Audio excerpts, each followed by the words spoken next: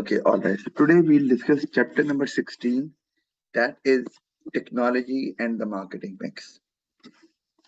और उसमें straight away technology में जो स्पेसिफिकली उन्होंने हमें कहा है कि जिस पे फोकस करना है वो है सोशल साइट्स और उसमें भी पर्टिकुलरली फेसबुक।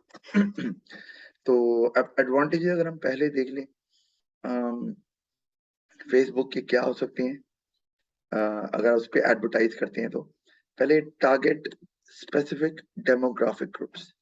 अभी आपको अच्छे से पता है कि जब फेसबुक को यूज किया जाता है तो there are certain pages which can be developed, या वो पेजेस जिनको एक सर्टन एज के लोग या इनकम के लोग जो है फॉलो कर रहे होते हैं, तो या जेंडर के लोग भी फॉलो कर रहे होते हैं। तो आप आसानी से उन पेजेस को यूज करके या उन पेजेस पे अपनी एडवर्टाइजमेंट दिखा सकते हैं और इस तरह से you will be able to target your market segment, जो आपको जिस एज ग्रुप के या जिस इनकम लेवल के या जिस जेंडर के भी लोग आपको लगता था आपके पोटेंशियल कस्टमर हैं, तो आप एडवर्टाइजिंग कर सकते हैं यूजिंग दोज पेजेस या जहां पर जिनको जो भी लोग फॉलो कर रहे हैं उसके हिसाब से। तो एक तो ये आ गया। तो डेमोग्राफिक मतलब ये आपकी एज जेंडर इनकम वगैरह के हिसाब से आप टारगेट कर सकते हैं। और इसमें तो एट टाइम्स आप अगर अपने पेजेस डेवलप कर रहे हैं तो आपको शायद कोई कॉस्ट भी आपकी कोई नहीं लग रही। You might not be spending anything. अपने पेजेस डेवलप करने में तो कोई इशू नहीं है फेसबुक में। हाँ, अगर फेसबुक में पॉपअप्स आ रहे हैं या तो वो जरूर महंगे होते हैं और उसके चार्जेस होते हैं। अदरवाइज फ्री ऑफ कॉस्ट भी हो जाता है। अच्छा, टारगेट पोटेंशियल कस्टमर्स। अच्छा, आप टारगेट कर सकते हैं डिफरेंट डेमोग्राफिक ग्रुप्स को और अपने पोटेंशियल कस्टमर्स को भी। तो दोनों पॉइंट्स काफी इंटर रिलेटेड हैं, लेकिन you can use them to different points as well. कि डेमोग्राफिक में आप, जैसे मैंने आपको बताया, एज जेंडर इनकम की आपने बात की और आप चाह रहे हैं कि आप हर एज के या हर जेंडर के या हर इनकम के लोगों को इन्फॉर्म करें अबाउट योर प्रोडक्ट और अबाउट योर सर्विस और about the new packages you are offering और the new improvements you have in your product whatever. और नीचे है आपके पोटेंशियल कस्टमर जो हैं, आप उनको अगर एडवर्टाइजमेंट अपना चाह रहे हैं कि वो देखें तो तब भी आप फेसबुक को इस तरह से इस्तेमाल कर सकते हैं। और उसमें देखा जा सकता है कि कौन से लोग फेसबुक के कौन से आप कह लें कि सेगमेंट को प्रेफर करते हैं देखना या यूज करना या फॉलो करना। फिर information can be updated regularly in response to market changes. ये भी आसान है कि मार्केट में जैसा भी रिस्पॉन्स आ रहा है, अब ये नहीं है कि आपने एक एडवर्टाइजमेंट बना लिया है तो आप उसी को आप बार बार दिखाएंगे, आप उसको चेंज भी कर सकते हैं।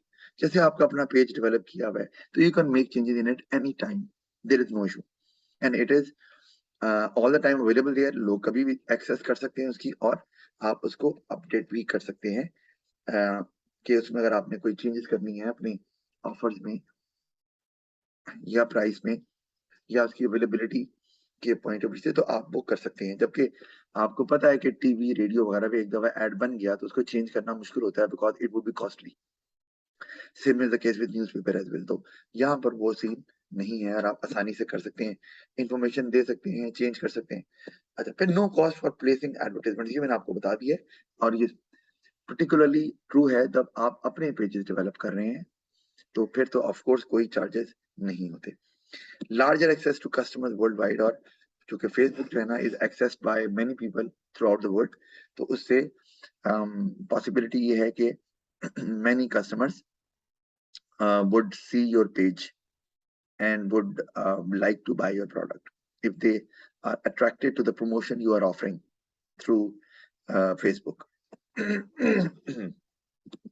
इस एडवांटेज में कुछ पूछना है आपने, कोई डेवलपमेंट का इशू हो? No sir. इसी तरह डिसएडवांटेजेस में अगर हम देखें कि एडवर्टाइजिंग ऑन सोशल साइट्स पे क्या होते हैं, उसमें नो कंट्रोल ऑफ एडवर्टाइजिंग। और वो ये कि ऑफ कोर्स जब आप पेज डेवलप करते हैं तो अब फेसबुक आपकी अपनी साइट नहीं है, अपनी वेबसाइट नहीं है, तो एनीबॉडी कैन एक्सेस दैट और वो आपके मैसेज को, आपकी एडवर्टाइजमेंट को ऑल्टर भी कर सकता है and it might spread a bad image. जैसे मैं एग्जांपल देता हूँ कि आपने कोई आप बिरयानी बना रहे हैं और बिरयानी का ऐड आपने फेसबुक पेज पे दिखा दिया, आजकल बहुत से लोग हैं जो फेसबुक को इस्तेमाल करते हैं फॉर देयर स्मॉलर बिज़नेसेस जो उन्होंने घर पे शुरू किए हुए हैं, जैसे होम कुक्ड मील्स। अब उसमें आप घर पे बना रहे हैं और आप पेजेस डेवलप कर रहे हैं ताकि लोग उनको देखें और अगर उन्हें पसंद आता है तो फिर वो आपको ऑर्डर भी कर सकते हैं। लेकिन उसमें कोई शरारतन चाहे तो आपके पेजेस को अल्टर कर सकता है, इन्फॉर्मेशन को अल्टर कर सकता है, क्योंकि everybody has an access to that. वो कोई आपकी ज़ाती वेबसाइट तो है नहीं फेसबुक। तो ये एक प्रॉब्लम हो सकता है और उससे बैड इमेज भी आ सकता है, या वो उसके बेसिस पे अगर कस्टमर कोई एक्शन लेता है या परचेज कर लेता है तो there could be a problem. अच्छा, वो जो बिरयानी आप बेच रहे हैं, उसको बिरयानी ऊपर लिख दिया कि किसी ने शरारतन कि बिरयानी है लेकिन ये खोते के गोश्त की है। अब मज़ाक सही और कई लोगों को समझ भी आ जाती है, लेकिन आप कर सकते हैं और आपको पता है कि ये पिक्चर्स को चेंज करना या ऑल्टर करना बहुत आसान हो जाता है, स्पेशली अगर फेसबुक में कुछ भी आपने डेवलप किया हुआ है तो उसको आप एक्सेस करके ऑल्टर कर सकते हैं। तो ये प्रॉब्लम हो सकती है for certain businesses, particularly those businesses who have a very good brand image। नए बिजनेस हैं, छोटे हैं, उनको तो प्रॉब्लम नहीं है, क्योंकि उनका ब्रांड नेम इतना मैटर नहीं कर रहा। वो तो पर्सन टू पर्सन अपना कॉन्टैक्ट रखकर अपनी चीजें जो है ना वो सेल कर रहे हैं। जैसे मैंने बताया, घर पे आप चीजें बना रहे हैं, ऑर्डर पे डिलीवरी करते हैं। कई लोग हैं ऐसे जो ऐसे कारोबार कर रहे हैं। वो ऑर्डर पे कपड़े भी बेचते हैं, जो घड़ियां भी बेचते हैं, इसी तरह खाने पीने की चीजें भी बेचते हैं। तो वो इसी फेसबुक के प्लेटफॉर्म को ही इस्तेमाल कर रहे हैं। लेकिन तो बेचने के लिए वो एडवर्टाइजिंग करते हैं और एडवर्टाइजिंग के बाद फिर अपना कॉन्टैक्ट नंबर ऑफ कोर्स या फेसबुक के थ्रू ही customers they do contact them and then they get their goods they want. लेकिन ये एलिमेंट साथ आ जाता है। तो can be altered by other leading to bad image. अच्छा, नो कंट्रोल ऑफ एडवर्टाइजिंग। अब ये दो डिफरेंट, नीचे वाली बात मैंने बता दी है, अभी डिफरेंट कैसे हैं। कंट्रोल ऑफ एडवर्टाइजिंग कौन देख रहा है, यू हैव नो आइडिया। आपने फेसबुक पे पेज डेवलप कर दिया, ठीक है, अब उनको कौन कौन लोग देख रहे हैं आपको नहीं पता। अगर आप चाहते हैं कि आप वो लोग देखें who would like to buy, तो वो आपको शायद यहाँ पर आप नहीं कर पाएंगे, क्योंकि आपका कंट्रोल नहीं है ना। फेसबुक कोई भी खोल के एक्सेस कर लेगा तो देख लेगा, लेकिन उसकी इंटेंशन कोई नहीं है बाय करने की, तो आपका तो वो एड जाया जा रहा है, क्योंकि उसमें आधे से ज्यादा लोग वो देख रहे हैं जिन्होंने बाय करना ही नहीं है, और बहुत कम लोग हैं वो देख रहे हैं जो उन्हें आप से बाय करना है। तो ये एक और प्रॉब्लम है। आप अगर चाहते हैं कि सिर्फ वही लोग इसको देखें जो कि आपके पोटेंशियल कस्टमर हैं। अब जैसे मैं एग्जांपल देता हूँ कि आप सेल्स प्रमोशन करते हो फॉर एग्जांपल, या आप एडवर्टाइजिंग करते हैं टीवी पे। तो टीवी पे तो पता है ना आपको कि ये किड्स का चैनल है तो बच्चे ही देखेंगे, ये न्यूज का चैनल है तो ये घर के मेल मेंबर्स नॉर्मली देखते हैं, ये जी स्पोर्ट्स का चैनल है तो ये यंगर जनरेशन देख रही है, म्यूजिक चैनल है ये टीन एज और यंगर पॉपुलेशन देखती है, वगैरह वगैरह। तो इसमें आपकी कंट्रोल है एडवर्टाइजिंग का। कंट्रोल का मतलब कि who would watch the advertisement. Social media पे ऐसा कुछ नहीं है, जिससे आप गारंटी नहीं दे सकते कि आपकी सेल में इजाफा होगा, क्योंकि आपको पता ही नहीं है कौन देख रहा है। फिर मेन आए और ऑफेंड कस्टमर। ये बहुत कॉमन है कि यार ये ऐड क्यों आ गया, और स्पेशली जब आपको ऐड आपके सामने आ जाता है और बड़ा सारा, और आप कुछ नहीं कर सकते फॉर फॉर सम टाइम, और फिर आपको क्लोज का बटन नजर आता है या क्रॉस नजर आता है एंड आप उसको यूज करते हैं। तो कुछ लोग ये कहते भी हैं, यार ये क्या है, हम ये काम कर रहे थे या ये एक ऐड क्यों आ गया, ये तो ब्रांड कभी नहीं लेना। तो कुछ कुछ लोग ये भी करते हैं, क्योंकि फेसबुक पे कुछ फोर्स्ड एडवर्टाइजमेंट भी होती है जो लोगों को देखनी ही पड़ती है, there is no way out. और वहां पर फिर लोग जो हैं वो शायद उसको पसंद नहीं करते, और वो इमेज उस ब्रांड का भी खराब हो सकता है। फिर जहां मैंने बताया कि फेसबुक जो है वो फ्री ऑफ कॉस्ट भी है, लेकिन अगर आप पॉपअप्स यूज कर रहे हैं, पॉपअप समझती हो आप? Yes sir. वो नीचे से एक ऐड आ गया, अब वो चल रहा है या नजर आ रहा है, और आपको कुछ सेकंड के बाद अलाउ किया जाता है कि आप इसको क्रॉस कर दें, तो वो महंगे होते हैं ऑफ कोर्स। अच्छा, फिर कॉस्टली पड़ जाते हैं। फिर advantage to business of advertising on its own website. अब ये फर्क है, फेसबुक आप उस पर एडवर्टाइज कर सकते हैं, but that is not your own website. अब है कंपनी की अपनी ऑफिशियल वेबसाइट है, ऑफ कोर्स वो प्रोटेक्टेड होगी, फायरवॉल लगा होगा, हर बंदा उसको एक्सेस कर सकता है लेकिन ऑल्टर नहीं कर सकता। तो अब उसमें एक तो एडवर्टाइजिंग की जीरो कॉस्ट, भाई आपकी अपनी वेबसाइट है।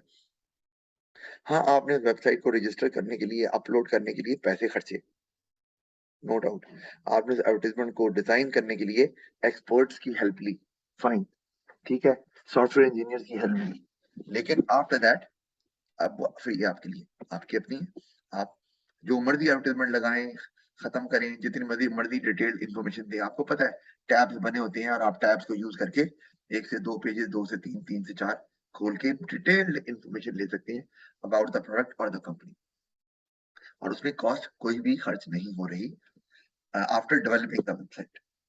फिर बेटर कंट्रोल ऑफ एडवर्टाइजिंग, ये क्या, कौन देखे, आपने जो बना दिया, अब ये कि आपको, आपकी जो वेबसाइट विजिट करता है, आपको ये भी पता चलता जाता है जी अच्छा इतना ट्रैफिक आ रहा है मेरी वेबसाइट पे, इतने लोग देख रहे हैं, और ये भी कि आप ये भी कर सकते हैं कि कंट्रोल आपका एडवर्टाइजिंग पे कि आप क्या चाह रहे हैं, किन को दिखाना चाह रहे हैं, क्योंकि आप अपनी वेबसाइट पे पेजेस जब डेवलप करते हैं तो आप हो सकता है वहां पर बनाया हो, जैसे किड्स गारमेंट्स, ठीक है, अब किड्स गारमेंट्स का पोर्शन है तो वहां आप एड जब चलाएंगे या कोई प्रमोशन दिखाएंगे किड्स की, तो ऑफ कोर्स वो would be access by kids या पेरेंट्स जो किड्स के लिए कपड़े लेना चाहते हैं।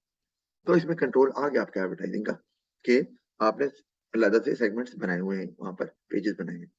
अच्छा, advertisement can be changed quickly, yes, जब मर्जी चाहे चेंज कर लें, आपकी वेबसाइट है।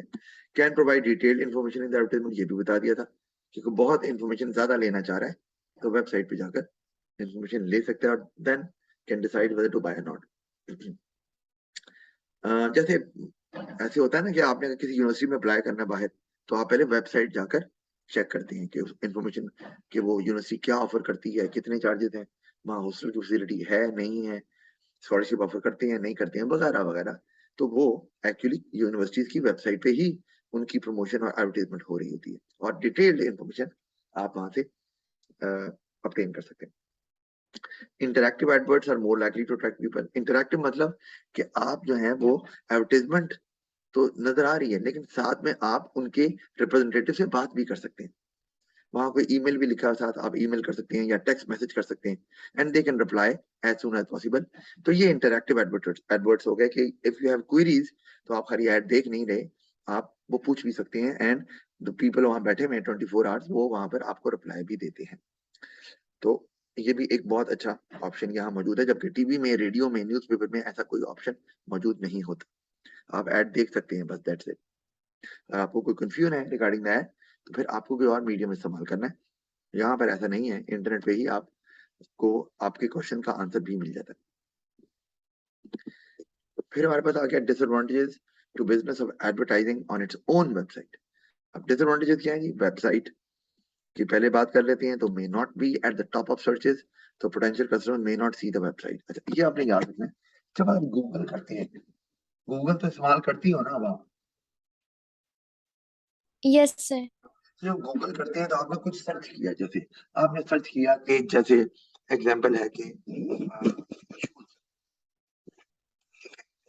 Shoes outlet, shop, shoes shop near by my home, इस तरह का कुछ सर्च किया तो आपके पास सर्चेज आ गए, उसमें पहला पेज आ गया और उसमें आपको 5-6 सर्चेज नजर आ गए। तो how many times you visit the second page, जरा बताना मुझे। या तीसरा पेज विजिट कर रही हो, चौथा पेज विजिट कर रही हो, नीचे होते हैं ना नंबर लिखे होते हैं, कितनी दफा ऐसा हुआ? सर आपकी आवाज अटक गई थी, आप प्लीज क्वेश्चन रिपीट कर दें। माय क्वेश्चन इज कि let's say you Google something like shoe shop near by my home, और आपको कुछ सर्चेज आपके पहले पेज पे आ जाती हैं 5, 6, 7। तो मेरा क्वेश्चन है how many times you visit the second और थर्ड पेज। कभी ऐसा हुआ आपके साथ? ऐसा नहीं होता। हम नॉर्मली क्या करते हैं, वट एवर वी सर्च, तो हम नॉर्मली पहले पेज पे ही जो नंबर 1 पे सर्च या नंबर 2 पे या नंबर 3 पे होती है वही सर्च करके हम उस वहां से रेलेवेंट इंफॉर्मेशन ऑब्टेन कर लेते हैं। तो अब प्रॉब्लम यह है कि जब आपने सर्च किया तो वो दुकान, अगर फर्ज किया शू शॉप है जो कि टॉप ऑफ द लिस्ट है गूगल में, गूगल उसको प्रायोरिटी दे रहा है, तो वो पहले पेज पे आएगी। और आपकी दुकान फर्ज किया प्रायोरिटी नहीं दे रहा, वो सेकंड या थर्ड या फोर्थ पेज पे आ रही है, तो वो तो कस्टमर कभी खोलेगा ही नहीं। तो कस्टमर कभी भी सेकंड, थर्ड, फोर्थ पेज पे कब जाते हैं? आप जाती हो? बताओ। No sir. नो, तो ये एक प्रॉब्लम है। तो अगर वो आपकी सर्च की टॉप पे नहीं आ रही आपकी सर्च, तो ऑफ कोर्स आपके पास कस्टमर्स जो आपकी वेबसाइट पे कम आएंगे। क्योंकि हम नॉर्मली अगर आपने वेबसाइट से कुछ लेना है तो हमें कितनी वेबसाइट्स आती हैं, हमें तो वेबसाइट्स के नाम अक्सर आते ही नहीं है। हम गूगल में सर्च करके वेबसाइट्स ढूंढते हैं। अगर तो वेबसाइट का नाम आता है इट्स फाइन, जितनी मशहूर वेबसाइट है उनके नाम तो लोगों को आते हैं, उसमें शायद सर्च की प्रॉब्लम नहीं है। लेकिन वो वेबसाइट जिनके नाम नहीं आते वो हम सर्च करते हैं, और सर्च में जिसकी प्रायोरिटी पहले होती है हम उसको एक्सेस कर लेते हैं, बाकी हम छोड़ देते हैं। तो इस तरह फिर वो बिजनेसेस जिनकी सर्च बाद में आ रही है या गूगल उनको प्रायोरिटी पे नहीं रख रही, तो उनको फिर वो मिस आउट हो जाते हैं।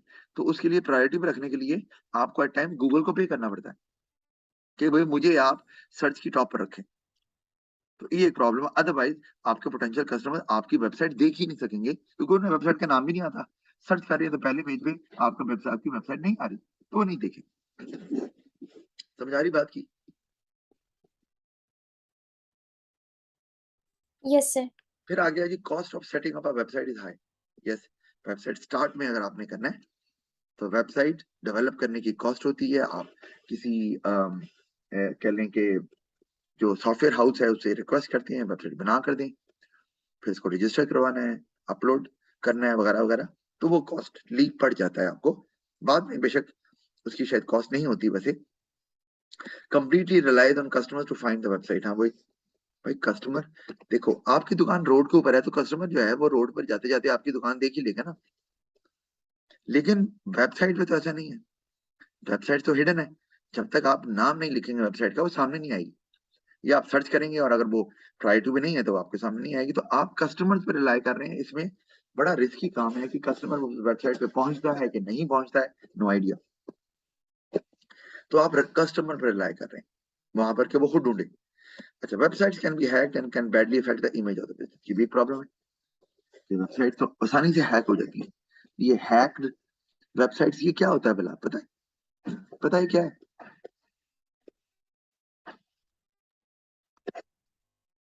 Yes sir. क्या? सर कोई और जो बंदा है वो आपकी वेबसाइट, मतलब वो आपकी वेबसाइट को एक्सेस कर सकता है, मतलब उसके पास वो ऑल्टर वगैरह कर सकता है हाँ, इंफॉर्मेशन। वो आपकी वेबसाइट का कंट्रोल उसके पास आ जाता है, एडमिनिस्ट्रेटिव राइट्स आ जाते हैं हैक करने का मतलब ये। और फिर वो उसको जो भी करना चाहे उसको करता है, मिस यूज करता है। एक्सेस करना तो चलो हर बंदा कर सकता है, ये नहीं। इसमें फिर बड़े बड़े हैकर्स होते हैं जो ये काम करते हैं। तो ऑफ कोर्स फिर आपका बिजनेस का इमेज खराब होगा। जनाब आपने इन्फॉर्मेशन दी थी, आप कह रहे हैं अभी हमने नहीं दी, ये क्या बात है, हम आपकी वेबसाइट पे गए थे जी, आपने ये प्राइस कोट की हुई है, अब आप कह रहे हैं ये नहीं है। तो फिर वो बहुत इश्यूज हो सकते हैं। हैक हो जाती हैं वेबसाइट्स, लेकिन फिर उसको जल्दी से रिकवर भी कर लिया जाता है। अच्छा, आगे आ जाते हैं इंटरनेट और ई कॉमर्स। ये मैंने आपको बताया था कि ई कॉमर्स किस तरह से डिफरेंट है, क्योंकि इसमें अगर वेबसाइट के थ्रू आप बाइंग एंड सेलिंग कर सकते हैं तो वो ई कॉमर्स कहलाएगा, यानी कि इलेक्ट्रॉनिक कॉमर्स। फेसबुक पे आप बाइंग एंड सेलिंग नहीं कर सकते, कर सकते हैं direct using debit credit card, जो कल बताया था।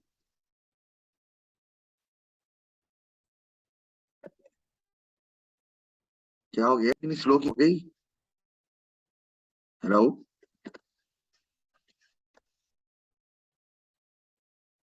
Are you not getting my voice?